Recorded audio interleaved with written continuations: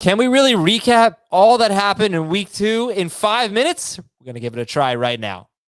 Adam Azer and Heath Cummings, what's up, everybody? Hope week 2 went well for you. A lot of injuries, very unfortunate stuff. Let's talk about it right now. The quarterback injuries, Tua, Wentz, Dalton, Tyrod Taylor. Luckily, Derek Carr, Baker Mayfield were able to come back into the game. But what jumps out at you when you look at the 4 quarterback injuries that might mean missed time?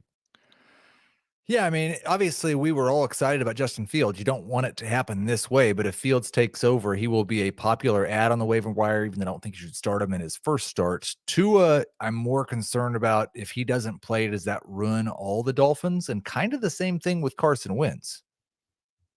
Yeah, and we'll see about Brandon Cooks if on Thursday he's got Davis Mills throwing to him. There is a chance, I guess, it could be Deshaun Watson that was not ruled out. So we'll have plenty to talk about this week. Now, who are some week 2 winners for you, Heath?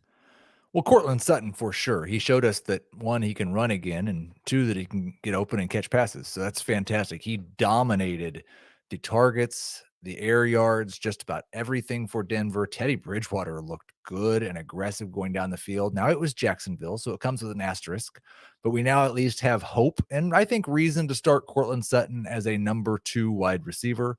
Also, another wide receiver, Rondale Moore, doing everything that we thought he could do. And yes, the big play was really nice. It was broken coverage. They left him wide open, but he also had 8 targets in this game. He was highly involved. They're manufacturing touches for him. He's more of a number 3 wide receiver, probably a boom bust type guy, but definitely one of the top ads on the waiver wire. Yeah, we have a comment right now as we're doing this live on YouTube and from Bob. Cordero Patterson more valuable than Mike Davis rest of season. What's your read on the Falcons running backs? I think he's been more productive with his touches so far, and I'm afraid that will lead to him getting more touches. Mike Davis they've given him opportunities. He hasn't done anything at all with them so far. So I'm concerned about Davis. I definitely want to try to add Patterson. He's not somebody I'm going to make a big priority, though, because I don't think he's actually very good. We talked about on the full-length show, the round 2 wide receivers. It's not like they've been terrible, but they've underachieved. Diggs, Ridley, A.J. Brown, DK Metcalf, Justin Jefferson. Good, but they haven't been great. The rounds 4 to 6 running backs, what are we thinking about this group right now? Because, Damian Harris had a big game. Chase Edmonds has been fine. He's, basically James White.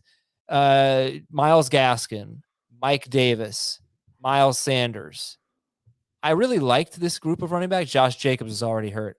It has not. I don't think it's been a very good start to the season for them. What do you think? It has not been a great start for the dead zone, unless, when we get to the end of draft season, DeAndre Swift was falling into round 4, and that was nice. Yeah. But yeah, for the most part, those guys have kind of been what we thought. Like Josh Jacobs gave us 1 week as a top 12 running back, and then he was hurt the next week. Miles Sanders gave us a pretty good week 1, and then he didn't give us anything week 2. Darrell Henderson was pretty good week 1, then he got hurt. So if there's been a little bit, that's kind of what you get in that range of running backs. That's a low end number 2 running back. Not much from the Broncos running backs this week either. Your tight end, you had a couple of tight ends as your losers, Cole Kmet and Tyler Higbee. And really the position looks like tight end every year, huh? I did the thing earlier this week. I wrote in the tight end preview. I kind of feel like maybe tight end isn't that awful because of Cole Kmet. I did it. Dallas Goedert.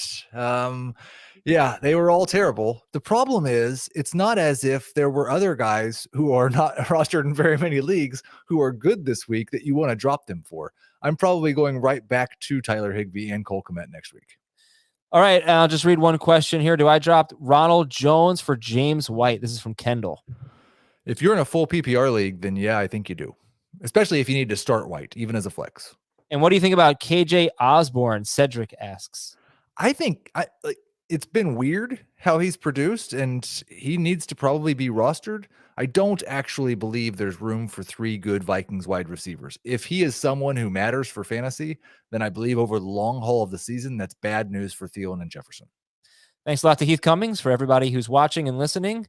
Hope week 2 went well for you. Maybe it'll come down to Monday night. You make sure you check out Fantasy Football Today in 5 for the earliest Monday night recap you're going to get in the fantasy world, 3 a.m. in your inbox. That'll be Chris and Dan Schneier breaking that down for you. All right, everybody, we'll talk to you tomorrow.